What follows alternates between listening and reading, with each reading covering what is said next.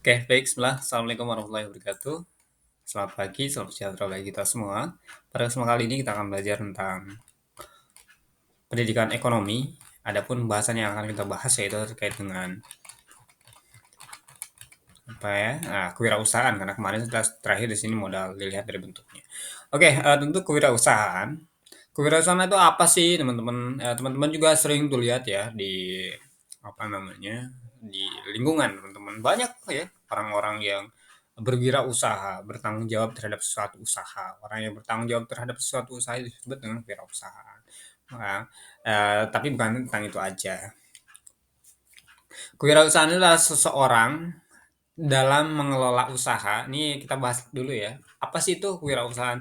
Kewirausahaan itu adalah seseorang dalam mengelola usahanya, mengombinasi faktor produksi, ya tadi ada alam, tenaga, kerja, dan modal, dan berani menanggung resiko demi menghasilkan barang dan jasa. Dia harus berani, ya. Dia harus berani itu apa namanya mengambil resiko. Ketika dia ingin bangun usaha, dia harus siap-siap tuh resikonya dia ambil. Kalau dia bangkrut macam mana? Itu resikonya namanya usaha. Kadang-kadang dia berhasil, kadang-kadang tidak, ya kan? Seperti itu. Tapi saya pernah dengar, ketika kita mencoba dan mencoba, ya, peluangnya satu. Tapi ketika kita sudah menyerah, nggak ada coba mencoba, tidak ada mencoba sama sekali, zero. Kita peluang untuk kita sukses tuh nggak ada, nol besar. Ya. Artinya apa? Artinya ketika kita sebagai manusia dan ingin menjadi pengusaha, kita harus berani. Modal utamanya itu berani mengambil risiko ya. Nah, tadi sampaikan bahwa seseorang atau enggak kewirausahaan itu adalah seseorang dalam mengelola usaha. Mengombinasikan faktor produksi. Tadi faktor produksi itu apa aja? Ada alam, dari alam ada tenaga kerja dan modalnya. Dia harus siap tuh mengombinasikan faktor itu dan berani mengambil risiko terkait dan demi menghasilkan barang atau jasa tersebut gitu. Nah, ciri-ciri utama ya atau enggak contoh lah ya kita anggap beri contoh dulu deh. Seorang membuka usaha kopi kekinian nih, kopi-kopi yang sekarang ini ya. Oke, kafe lah ya bahasanya tuh. Nah, mulai dari modal, memilih lokasi, merekrut karyawan hingga mengatur keuangan. Nah, dia harus berani untuk itu. Ketika kita ingin buka kafe, kita harus berani tuh. Terus kita harus juga mengombinasikan faktor produksinya apa aja sih tadi? Tadi adanya modal. Untuk bikin kafe itu apa aja yang kita butuhkan gitu ya. Terus lagi milih lokasinya. Lokasi yang tepat tuh di mana supaya orang-orang itu dekat, orang-orang tuh nyaman di kafe tersebut. Dan terakhir merekrut karyawan karena SDM itu penting ya. Tenaga kerjanya sebagai tenaga kerjanya.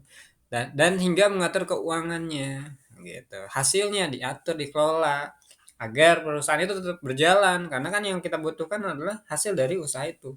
Sehingga usaha itu terus berjalan, terus berkembang gitu ya. Nah, itu singkatnya ya.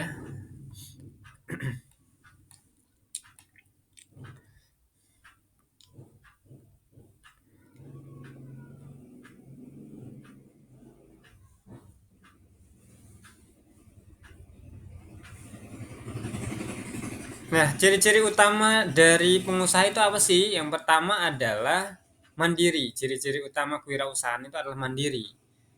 Dia berusaha untuk mandiri ya, artinya berdiri di kaki sendiri ya. Artinya memang tadi ada orang-orang yang membantunya, ada tenaga kerjanya, ada mesinnya untuk menghasilkan jasanya. Tapi dia harus mandiri. Dia juga harus inisiatif tinggi. Dia harus punya inisiatif nih.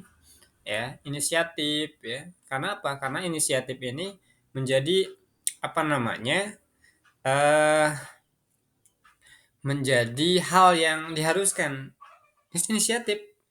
Dia harus bisa ini, dia harus bisa itu, dia harus paham ini inisiatif. Terus lagi lebih tepatnya kalau inisiatif tinggi itu dia lebih melihat ya, melihat sesuatu dia langsung mengerjakan itu inisiatif atau membantu lah inisiatif tuh bahasanya. Terus lagi ada kreatif dan inovatif. Nah, seorang apa namanya kewirausahaan atau yang berwirausaha atau seorang pengusaha entrepreneur ya atau kewirausahaan itu seorang yang eh, anggap aja pengusaha gitu ya simpelnya ya seorang pengusaha itu harus kreatif dan inovatif dia harus lihat dari peluang tuh ini yang lagi trending nih apa nih ini lagi viral nih apa nih baju seperti apa yang paling bagus eh apa namanya motor apa nih desainnya yang digemari masyarakat. Nah, itu harus inovatif, kreatif dan inovatif. Inovatif itu menghasilkan sesuatu, kreatif itu dari hasil hasil karya kreatif ya. Inovatif itu menghasilkan sesuatu yang baru, itu inovatif. Misal nih, apa ya? Teh itu zaman dulu masih aja cuman ngeprul ya, teh emprul ya. Dikotakin, dibungkus, tehnya masih terlihat gede-gede, dimasukin langsung ke apa namanya ke poci ya teh poci itu zaman sekarang masih ada masih ke pro ya masih daunannya masih tinggi nah ada namanya teh celup yang disaring jadi kita nggak usah tuh artinya tehnya dan apa dan airnya nggak nyatu lagi tehnya bisa ditarik langsung artinya itu inovatif itu dari apa inovasi gitu. Nah, bagaimana nih supaya mungkin permasalahan seseorang yang inovatif itu atau kreatif itu dari masalah adanya masalah sehingga menghasilkan inovasi. Misalnya masalahnya adalah tehnya nggak nyaman lah kalau aku minum apa namanya dedaunannya. Nah artinya kita harus bisa membuat inovasi baru yaitu dengan menggunakan apa ya bahasanya kayak kain tapi bukan kain sih namanya ya kayak kertas tapi bukan kertas juga sih gampang dirobek juga apa gitu ya pokoknya itulah bahannya saya kurang paham juga artinya di situ ada inovatif tinggal dicelupkan kan artinya bukan diemprulin lagi emprul lagi gitu ya nggak bahan langsung tehnya langsung enggak jadi ada saringan gitu di situ saringannya itu ya teh celup lah namanya bahasanya sekarang bukan teh teh yang pur lagi gitu ya terus berani mengambil resiko pengusaha itu harus berani kita nih kalau berjiwa pengusaha kita harus berani berani mengambil resiko tadi pengusaha itu apa namanya eh, kemungkinannya ada dua berhasil atau gagal kan gitu supaya berhasil harus bagaimana ya kita harus tadi kita harus bisa kreatif inovatif kita melihat dari peluang kita lihat dari masalah gitu masalahnya apa nih jadi ya suatu nah orang yang bagus itu melihat dari masalah dijadikan bisnis kalau covid zaman dulu ya covid ini mengharuskan seseorang menggunakan masker. Bangunlah tuh perusahaan masker banyak tuh jadi apa namanya? Itu adalah inovasi, inovatif. Dia melihat dari peluang, dia lihat dari masalah jadi peluang gitu. Peluang masalahnya kita lagi terpapar pandemi Covid, ya kita harus bisa apa? Menjadikan masalah ini menjadi peluang gitu. Salah satunya adalah membuat masker, membuat apa? Pelindung diri, sarung tangan dan lain seterusnya. Zaman dulu zaman itu tuh perusahaan-perusahaan APD ya, ya masker lah ya, itu laku tuh, laku keras. Kenapa? Ya lagi pandemi ya, lagi banyak penyakit di situ. Terus lagi dia berani mengambil resiko tentunya. Nah, ketika seseorang itu sudah apa namanya siap jadi pengusaha, dia harus siap mengambil resiko. Dia bikin kafe, dia rekrut karyawan, dia beli apa peralatannya, terus dia juga sewa tempat atau lokasi atau bangun ya kalau memang punya tanah sendiri dia bangun. Itu resikonya tinggi juga. Resiko karyawan, kita lihat dari resikonya nih. Karyawan tuh dapat gaji mukafah ya per bulannya atau gaji lah ya. Kita harus siap nih menggaji mereka. Ketika pelanggannya nggak ada, ya siap juga tuh harus bangkrutnya harus siap juga. Nah ini adalah siap mengambil resiko. Terus lagi ketika rame ya, dia juga harus bisa inovasi lagi, kreatif lagi, lebih tinggi lagi. Apa yang harus kurangnya nih? Dikembangin lagi supaya perusahaannya tetap berjalan dengan baik. Ambil aja risikonya. Ada duit sekian, ambil risiko. Saya akan kembangkan.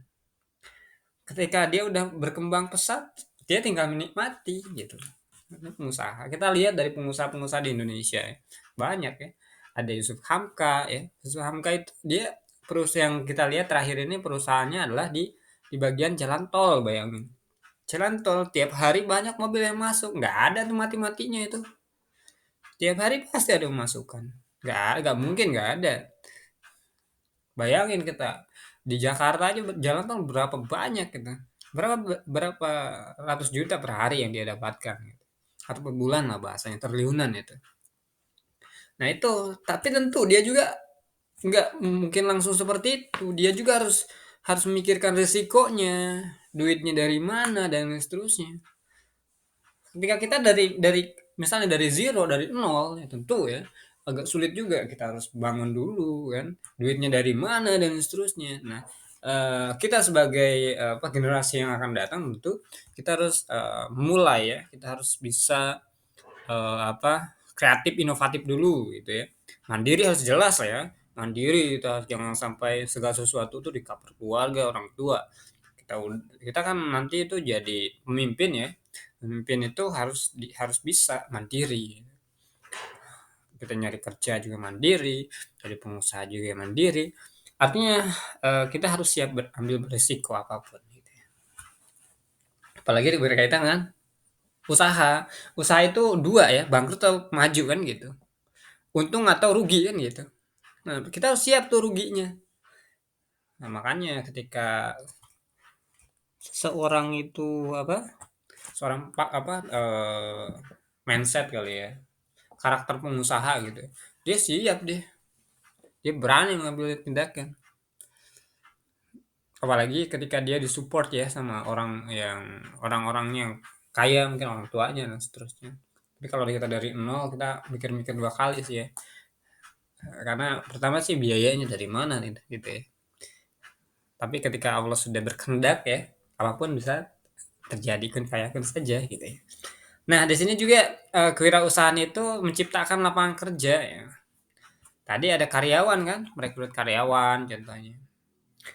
Kita bikin kafe, kita bikin apa usaha produksi gitu ya. Misal bikin baju, kita meng-hire karyawan, kita meng-hire masyarakat, kita menciptakan lapangan kerja. Siapa yang terbantu? Semuanya. Kalau kita jadi pengusaha itu. Masyarakat terbantu dengan adanya pekerjaan, dipekerjakan.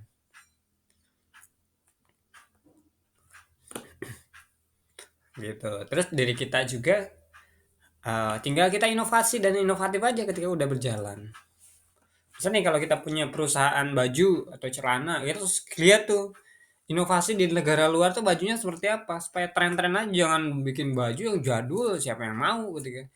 Sekarang anak-anaknya udah Gen Z ya, udah generasi yang sekarang bukan Gen Z ya, generasi yang lama. Jangan jangan kita lihat dari zaman kuno. Nah makanya inovasi dan kreatif itu dibutuhkan jadi pengusaha itu gitu ya. Oke.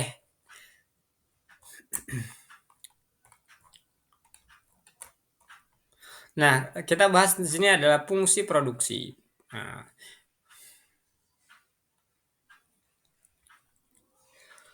fungsi produksi tentu hubungan antara input ya, input itu faktor produksi atau dan output itu produknya.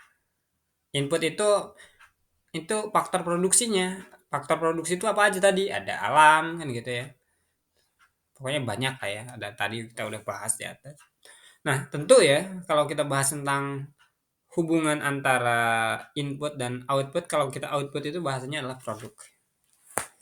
Nah, di sini ada output ya, produk ya. Nah, di sini kalau inputnya itu adalah proses produksi gitu ya. Nilai produk tergantung dari kualitas dan kombinasi input. Ya, semakin bagus input apa atau faktor produksinya, maka semakin bagus juga outputnya atau hasil produksinya atau produknya gitu ya.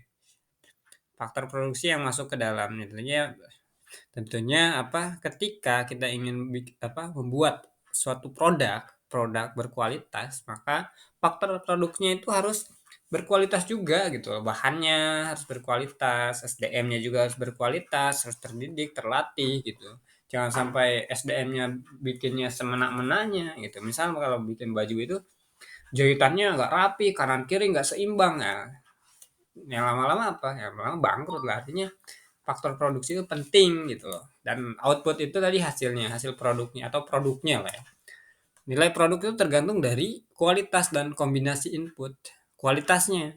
Produk itu dilihat dari kualitasnya. Semakin bagus kualitasnya, maka si customer itu semakin senang ya. Maka dia tidak akan terlupakan. Wah, barang saya awet nih bertahun-tahun. Kalau zaman dulu kan ada TV yang cepat rusak, ada TV yang awet sampai bertahun-tahun. Nah, kita bisa menilai dari itu. Oh, saya senang nih dengan produk merek ABCD misal. Bahannya kuat, TV-nya awet sampai bertahun-tahun gitu. Nah, orang tidak akan apa? Tidak akan berganti gitu dan dia akan selalu mengingat ketika kualitas itu bagus. Ini fungsi produksi ya, kita bahas tentang fungsinya. Contohnya apa? Perusahaan sepatu bisa pakai lebih banyak mesin. Teknologi lah ya bahasanya. Dan sedikit tenaga kerja atau sebaliknya. Outputnya apa? Tetap sepatu, tapi cara produksinya berubah. Bisa aja karena apa? Karena mesinnya kadang-kadang ada trouble sehingga jahitannya nggak rapi. Ada juga rapi terus ya, nggak ada trouble, ya bagus lah karena mesin itu disetting ya supaya hasilnya produksinya berkualitas bagus, artinya rapi gitu. Tapi kalau manusia, tenaga manusia kadang capek lah, ngesolnya itu malah miring gitu kalau sol sepatu gitu ya. Atau enggak apa namanya ngasih lemnya itu malah kelebaran jadi miring, aduh gagal kan gitu. Nah kalau mesin tuh enggak gitu, dia langsung rapi tek tek tek tek, tek, gitu. Nah itu kita apa namanya itu kita bahas tentang fungsi produksi. Nah di sini ada lokasi penanaman jagung luas 3 hektar. Sumber oke lah ya. Di sini ada jumlah barang yang dihasilkan tergantung dari faktor-faktor produksi yang digunakan. Di sini ada jumlah barang yang dihasilkan, jumlah produk ya, tergantung dari faktor-faktor produksinya. Faktor produksinya apa? Manusianya nih banyak nih. Kira-kira ketika banyaknya manusia nih efektif nggak? Gitu ya.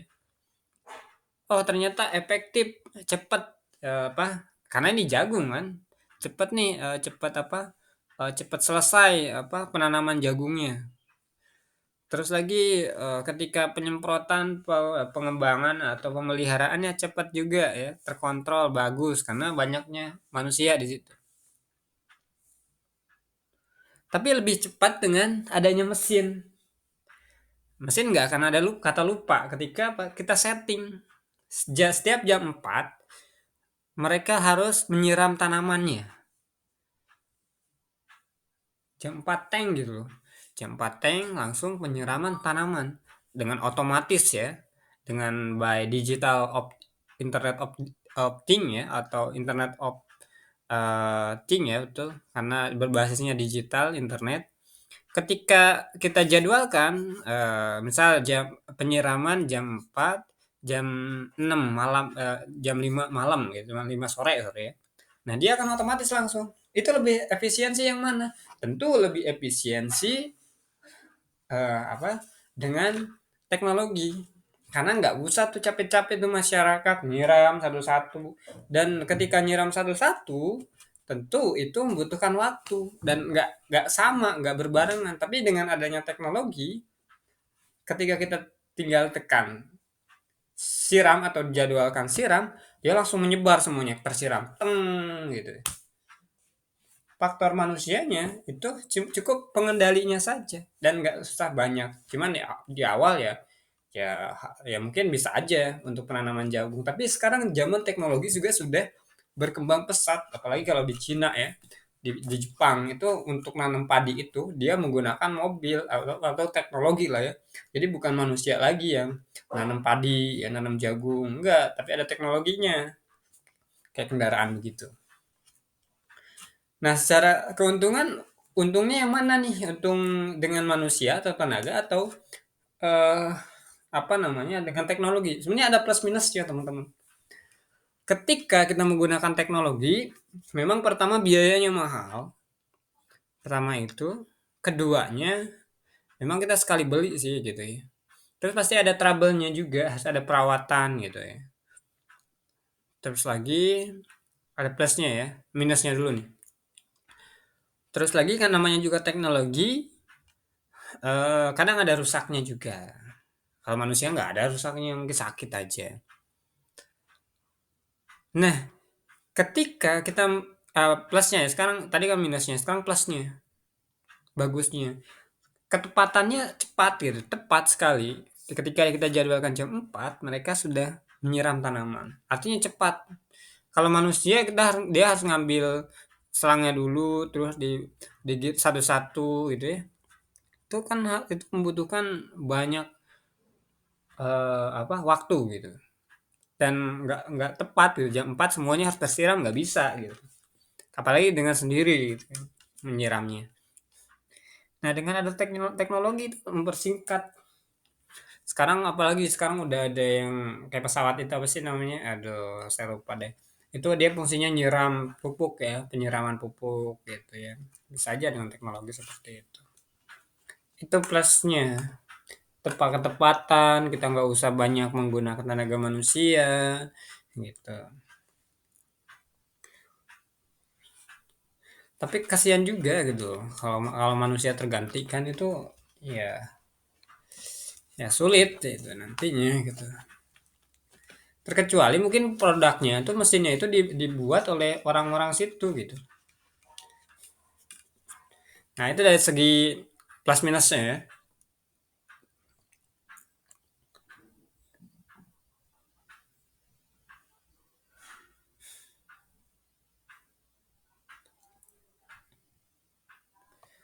Oke, nah, tapi lebih okenya pakai mesin apa manusia ya? Kalau saya mau saya sampaikan ya lebih okenya dengan mesin, cuman mesin kan mahal juga ya. Kalau bisa kita buat gitu.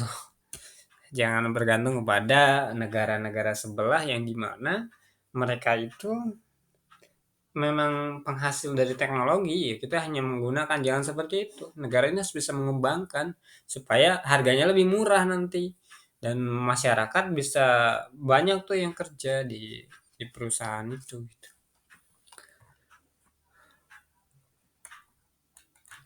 Nah, untuk hitung-hitungan kita nggak usah ya.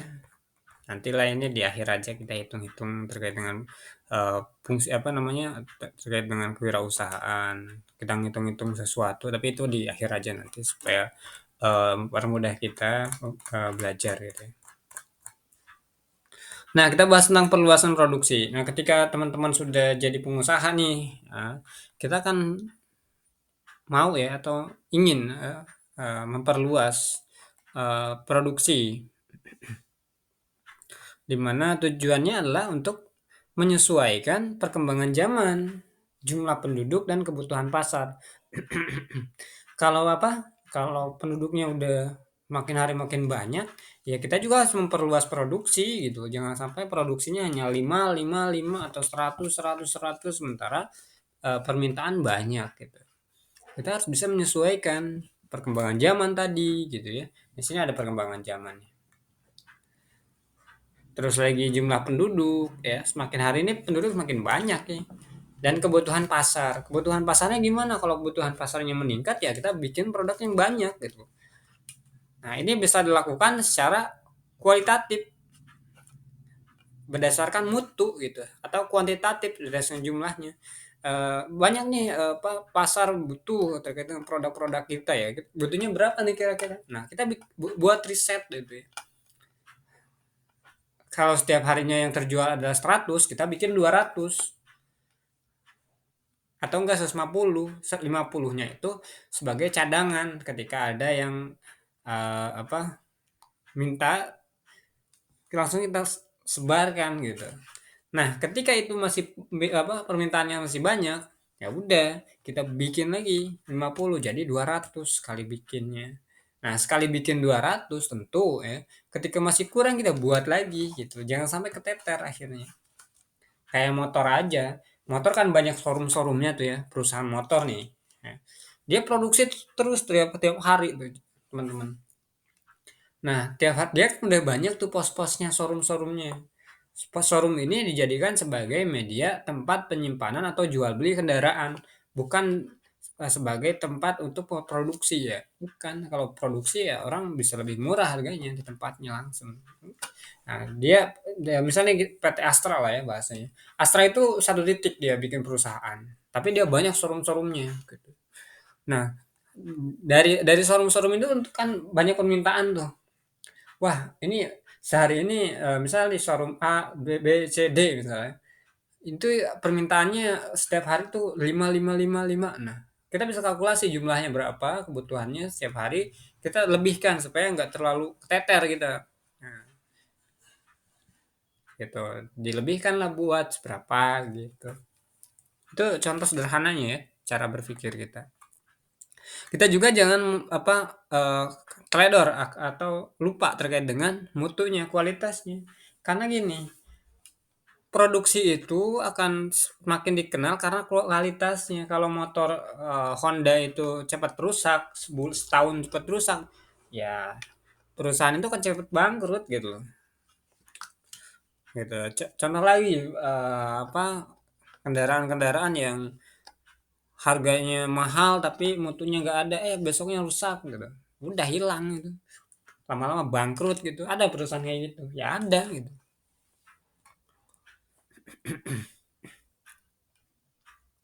Nah, tadi disampaikan tentu apa namanya berkaitan dengan perluasan produksi, ada perkembangan zaman kita harus menyesuaikan itu, kemajuan teknologi dan ilmu pengetahuan kita juga harus menguatkan ya, menguatkan di pengetahuan kita. Jangan sampai perusahaan kendaraan itu masih menggunakan karbu kayak zaman kuno. Sekarang udah ada namanya ya injeksi ya, injection ya langsung lebih efisien, lebih irit. Orang-orang kan apa namanya ngambil kendaraan yang sudah injeksi daripada karbu gitu loh. Karena apa? Karena mereka akan berpikir, "Oh, ini irit loh." Gitu dan seterusnya kan begitu. Terus lagi kan disampaikan untuk memenuhi kebutuhan pasar ya. Memenuhi kebutuhan konsumen baik di dalam negeri maupun di luar negeri. Kalau pasar itu ada di dalam negeri dan luar negeri. Tadi kalau kita bahas showroom atau kalau kita bahas perusahaan perusahaan perakitan mobil ya, atau kendaraan, terus dia banyak showroom-showroomnya. Nah, showroom-showroom itu adalah pasarnya. Nah, dia memasarkan di situ, ada di dalam negeri ataupun di luar negeri. Kalau ada permintaannya di luar negeri misal sehari itu minta 40 ya kita bikin 50 gitu lebihkan supaya kita nggak keteter kalau ada permintaan lagi. Besoknya bisa lagi lebih gitu. Karena gini sistem perusahaan itu showroom nih minta misal saya punya showroom A B C D. Showroom A itu kita awalnya kita ambil kendaraan A jenis A, kendaraan jenis B, kendaraan jenis C masing-masing 5. Jadi 15 tuh ya, rempet gitu. Nah, nanti kan dilihat tuh ada yang terjual berapa nih antara jenis kendaraan. Oh, kendaraan A ternyata lakunya keras. Nah, itu yang ditinggikan. Di masing-masing showroom kendaraan itu paling laku gitu. Karena apa? Mungkin unik, kualitasnya bagus dan lain-lain. Terus keinginan untuk meningkatkan kemakmuran. Nah, ini jangan lupa juga ketika kita jadi pengusaha, kita harus sadar karena eh, apa namanya karyawan itu harus kita jadikan aset ya, kita kembangkan, kita kelola, kita berikan gaji yang layak gitu ya, menikmati sehingga ada namanya kemakmuran di situ. Terus lagi perluasan produksi dapat dilakukan dengan cara intensifikasi. Nah, untuk memperluas produksi nih kita bisa melakukan cara apa namanya dengan jenis intensifikasi. Intensifikasi itu apa sih? Intensifikasi ini adalah meningkatkan hasil produksi tanpa menambah lahan atau modal, tapi dengan perbaikan cara kerja. Contohnya apa? Di bidang pertanian pakai pupuk dan traktor ya, yang dimana harus pakai cangkul capek-capek kan, supaya meningkatkan hasil produksi lah, supaya cepet nih produksinya. Kalau dicangkul oleh orang-orang bisa 5 hari, 6 hari bahkan seminggu. Kalau dengan traktor bisa sehari jadi selesai itu. Terus tinggal penggunaan pupuknya yang baik, yang bagus ya, sehingga hasil benihnya itu benih padi lah bahasanya atau sayuran-sayurannya itu hasilnya berkualitas gitu. Itu bidang pertanian ya. Terus di sini juga ada pemberantasan hama ya, ini termasuk pupuk, pengairan yang baik dan pengolahan sawah dengan traktor. Nah, ini bidang pertanian untuk menghasilkan produksi yang lebih baik gitu ya.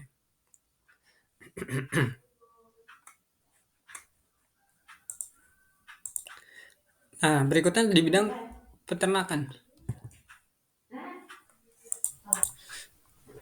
Nah, tadi intensifikasi, meningkatkan hasil produksi tanpa menambah lahan ya, supaya apa namanya produksinya berkualitas, cepat, efisiensi dan seterusnya. Kita harus menggunakan ya teknologi salah satunya gitu loh. Ada yang namanya traktor untuk mempermudah, mempercepat suatu apa pengolahan ya, pengolahan lahan gitu ya. Terus adanya bahan ya, pupuk. Pupuk untuk apa? Menjamin hasil dari pertanian itu gitu loh. Tadi misal sawah hasilnya benihnya bagus ya, padinya bagus gitu. Karena ada pupuk yang bagus sehingga hasilnya akan bagus gitu ya. Terus kalau dilihat dari jasa ya, pelatihan karyawan ya, apa namanya? Pelatihan karyawan atau di sini ada bidang peternakan, menambah hasil produksi dilakukan dengan jalan pemilihan bibit ternak yang unggul ya. Kita harus cari nih bibit-bibit yang unggulnya nih di peternakan nih. Misal nih kalau ikan itu dicek tuh yang bagus tuh yang mana gitu ya. Terus pemeliharaan kesehatan untuk pencegahan penyakit serta mengatur makanan yang cukup agar apa? Agar kualitas misal ikannya ini bagus gitu hasilnya apa hasilnya oke gitu atau hasilnya bisa berdampak baik untuk perusahaan. Misalnya awalnya cuma sekilo satunya satunya bisa jadi 5 kilo. Bayangin tuh ikan segede gaban itu ya. Misal contoh ini kan sambil belajar ya. Nah, ada juga bidang jasa ya. Bidang jasa ini tentu memberikan pelayanan yang baik dapat dilakukan dengan mempertimbangi produktivitas tenaga kerja, yaitu dengan jalan perbaiki jaminan sosial dan penataan yang sesuai dengan tugas dan tenaga kerja yang bersangkutan.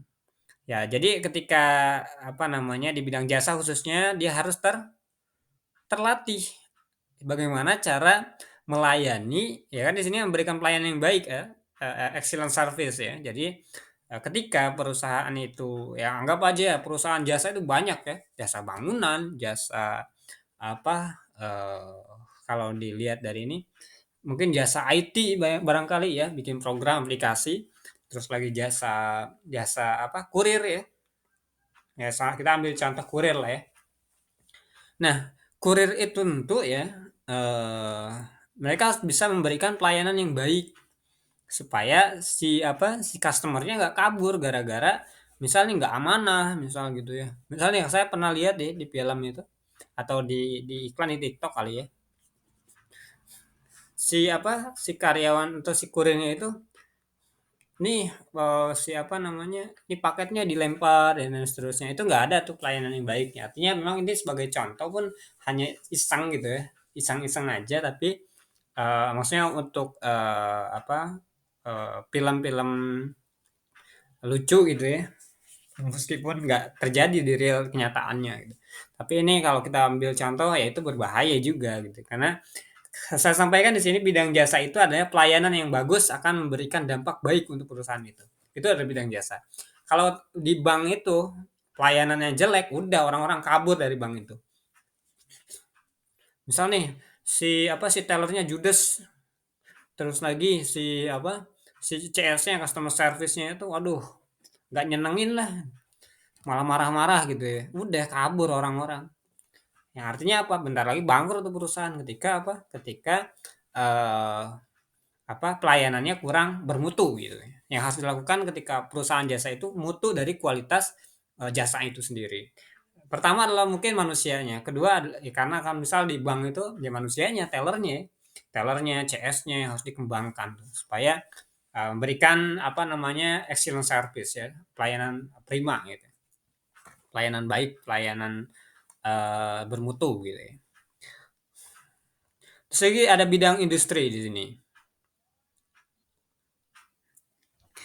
Bidang industri tentu meningkatkan hasil produksi, dapat dilakukan dengan meningkatkan keterampilan tenaga kerja atau menambah jam operasional mesin yang digunakan oleh sebuah perusahaan. Nah, di sini kalau di bidang industri ini adalah tambah jam kerja. Teman-teman sering ya dengar orang-orang lembur ya sampai berapa jam dalam sehari. Nah itu adalah untuk apa, meningkatkan hasil produksi gitu loh, supaya produksinya banyak gitu, supaya produksinya mencapai target gitu.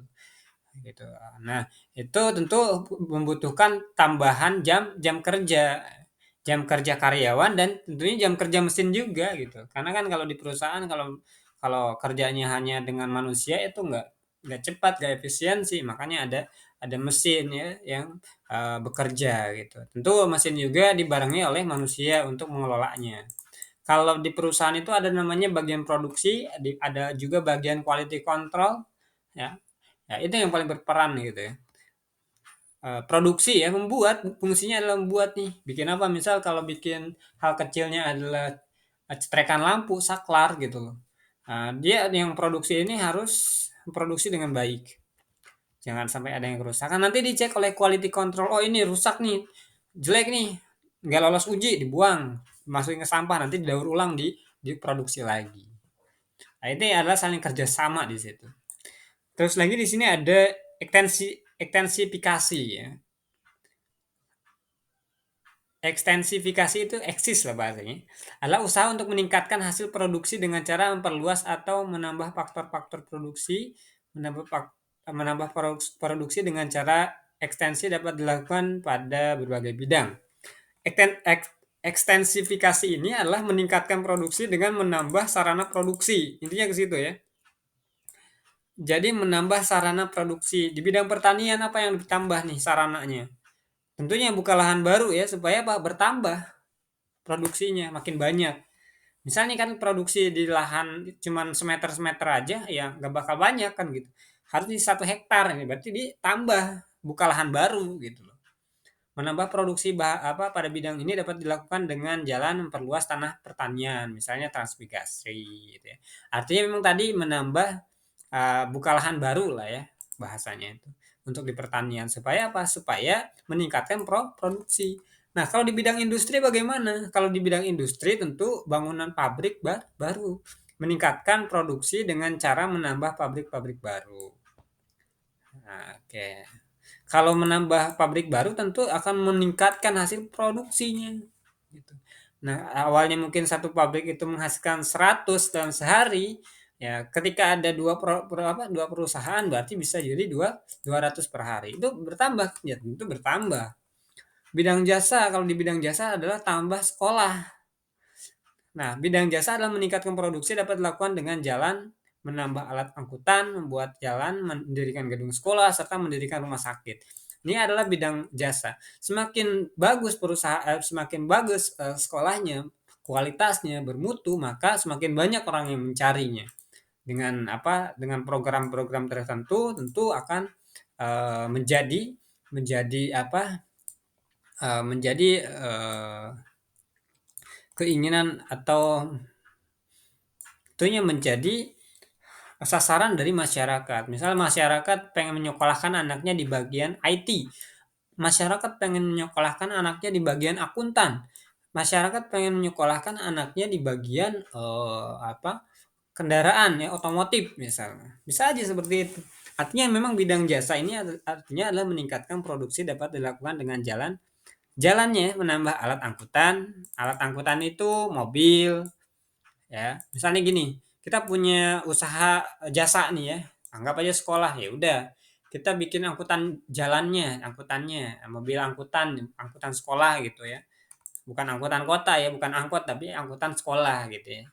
Nah, nanti ada tuh sekolah apa mobil itu ngejemput siswanya diam di titik jalan mana. Nah, lalu membuat jalan lagi, bisa aja membuat jalan supaya tidak mengganggu aktivitas jalan yang di apa jalan umum, bisa aja begitu. Tapi karena namanya juga bidang jasa, di sini membuat jalan yang bagus juga bisa juga dengan umum tapi dengan diperluas.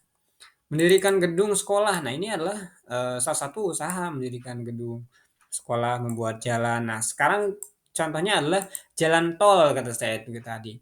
Jalan tol itu nggak ada matinya, tiap hari itu beroperasi terus. Bayangin berapa triliun per hari ya per bulan gitu. Artinya memang bidang jasa ini salah satu contoh yang kecilnya ya. Terus lagi serta mendirikan rumah sakit. Rumah sakitnya bidang jasa kesehatan gitu. adanya apa namanya, adanya dokter, adanya apa namanya, adanya yang berobat ya, sehingga apa, rumah sakit itu didirikan nih. Ada yang sakit nih, mereka tinggal datang ke rumah sakit. Ada apa, dokter nih, mereka tinggal cari rumah sakit untuk bekerja. Dan bidang jasa di rumah sakit ini tentu ya menjadi apa, menjadi tempat yang paling bagus ya, karena yang harusnya bagus ya dari segi kualitas jasanya ya, misal dokternya ramah gitu ya, terus lagi ruangannya enak, ini akan menjadi, apa namanya, penentu ya, terkait dengan rumah sakitnya. Kalau mungkin ya, ketika kita nih sebagai, apa, customer ya, pernah ke rumah sakit barangkali ya. Nah, kita berkunjung ke rumah sakit ketika keadaannya nggak sesuai dengan apa yang kita harapkan, ah mending saya cari rumah sakit yang lain deh yang lebih bagus, gitu. Atau enggak kalau kita lihat dari sekolah, eh saya deh pengen ini deh gitu. Saya pengen apa namanya, apa? Pengen nyari sekolah yang berbasis apa namanya, berbasis otomotif yang nanti ketika lulus tuh saya bisa bikin pesawat jet misal, misal contoh seperti itu. Ada juga ya apa namanya, sekolah yang berbasis digital ya, IT ya, atau sebenarnya sekolah bisa efisien, bisa dari rumah gitu ya. Teman-teman sekolah bisa dari mana aja asalkan dengan adanya jaringan internet, teman-teman juga mudah apa namanya, mengakses aplikasi, mereka teman-teman tinggal login dan tinggal belajar. Dan sama ijazah juga dapat. Nah, ini lebih lebih fleksibel, lebih oke karena teman-teman tidak harus meninggalkan pekerjaan, teman-teman tidak harus mengeluarkan biaya apa, datang ke sekolah, teman-teman tidak harus apa namanya, eh, apa namanya tuh datang ke sekolah. Tentu ya ketika datang ke sekolah memerlukan biaya yang lumayan ya, seperti itu. Dan teman-teman di sini, apa, mendapatkan akses pendidikan ya. Ya meskipun by digital online ya, tapi teman-teman juga akan mendapatkan ijazah sama seperti, sekolah-sekolah pada umumnya. Luar biasa ya dengan adanya teknologi ini. Mungkin sekolah kita ini pertama di daerah, Sukamakmur ya, atau Bogor ya, yang dimana kita udah jauh apa, meninggalkan sekolah yang biasa. Kita lebih ke IT ya. Kita belajar dengan online digital ya. Kita juga tidak harus mengeluarkan banyak biaya gitu ya. Ini menjadi plusnya, menjadi keunggulannya. Jadi semua orang bisa sekolah dari mana aja. Tapi kan di daerah kita ini misal belum ada akses sekolah, dengan adanya ini terbantu. Itu adalah sisi plusnya. Oke, itu tadi terkait dengan jasa. Kita bidang peternakan bidang peternakan nih. Bidang peternakan ini menambah produksi pada bidang ini dapat dilakukan dengan jalan mendirikan peternakan peternakan baru yang jauh dari lingkungan penduduk. Misal gini, kita bikin kandang ayam ya, produksi ayam yang jauh lah dari penduduk, kasihan baunya itu loh. Gitu. Nah, ini juga untuk apa? Meningkatkan produksi gitu. Jadi kalau satu kandang itu adanya 1.000, maka ketika ada 2 kandang berarti 2.000. Kan cepet tuh produksinya. Oke, berikutnya ada diversifikasi. Diversifikasi adalah cara memperluas usaha dengan menambah jenis produksi. Ya, misal mula-mula sebuah perusahaan hanya memproduksi benang, kain, kemudian berkembang produksi pakaian jadi. Nah, ini adanya inovasi, pengembangan ya. Pengembangan jenis produk baru agar usaha makin luas. Misal tadi kalau awal-awalnya kita hanya produksi bikin benangnya aja, atau sampai kainnya doang, kemudian kita harus mengembangkan nih ya supaya jadi pakaian jadi atau jadi sarung atau apa, sehingga apa? Sehingga ini dijadikan sebagai tolak ukur dari hulu ke hilir, itu disebut dengan diversifikasi. Ya, kita apa namanya, menambah jenis produksi ya dari awalnya hanya kain atau benang aja menjadi pakaian jadi gitu ya. dan diversifikasi, oke. Contohnya dulu hanya produksi benang tambah kain, lalu pakaian jadi, gitu ya. Oke, di sini spesialisasi. Nah, spesialisasi ini adalah pembagian kerja sesuai keahlian atau bakat lingkungan agar hasil lebih baik. Nah, ini spesialisasi ini spesial gitu, pro ya. Ini spesial ini loh, spesial apa? Produksi A gitu. Ini spesial produksi B. Nah, misal gitu, spesialis ya. Kalau di dokter itu kan ada spesialis bedah, ada spesialis gigi, ada spesialis banyak hal lah ya. Nah, ini juga apa namanya? Spesialisasi ini adalah mengadakan pembagian kerja secara khusus, yaitu masing-masing orang, golongan, atau daerah menghasilkan barang yang sesuai dengan bakat dan keahlian. Ini eh, apa namanya keahlian dan keadaan daerah, iklim, dan serta kesuburan tanah. Dengan adanya pembagian kerja, hasil kerja dapat diperluas sehingga barang-barang yang dihasilkan juga meningkat dan kualitas hasil kerja lebih baik. Contohnya apa? Daerah pegunungan fokus pada produksi sayuran. Nah, ini kan ada iklim nih. Jadi ini tuh lebih ke pembagian kerja sesuai keahliannya atau bakatnya atau lingkungannya. Ini spesialisasi. Kalau manusia ya, dokter spesialis bedah ya, harusnya ditempatkan di bedah gitu, jangan ditempatkan di gigi. Ya, dia nggak bakal paham gitu. Nah, ini adalah keahlian atau bakatnya. Ini spesialis perbaikan sepeda motor gitu. Jangan disuruh apa memperbaiki mobil, ya dia akan lebih pusing lagi gitu. Artinya dia udah spesialisnya di bidang itu ya, bakatnya atau keahliannya ya udah gitu di situ aja gitu. Kita harus bisa meletakkan atau membagi kerja secara khusus ya. Khusus itu kan tadi misal spesialis bedah ya khusus di bedah, spesialis gigi ya khusus di gigi, spesialis apa namanya spesialis apa namanya paru ya di paru, spesialis tulang ya di tulang, spesialis apa namanya tuh telinga ya di telinga barangkali gitu, spesialis hewan ya hewan di hewan jangan di manusia nanti dia pusing, nah makanya harus dikhususkan gitu ya. Tentu ya di sini juga tadi terkait bakat dan keahlian itu kita udah bahas dan terakhir adalah lingkungannya. Spesialisasi terkait dengan lingkungannya. Misal gini, lingkungan itu di pegunungan itu tentu ya produksinya apa? Sayur-sayuran, buah-buahan ya.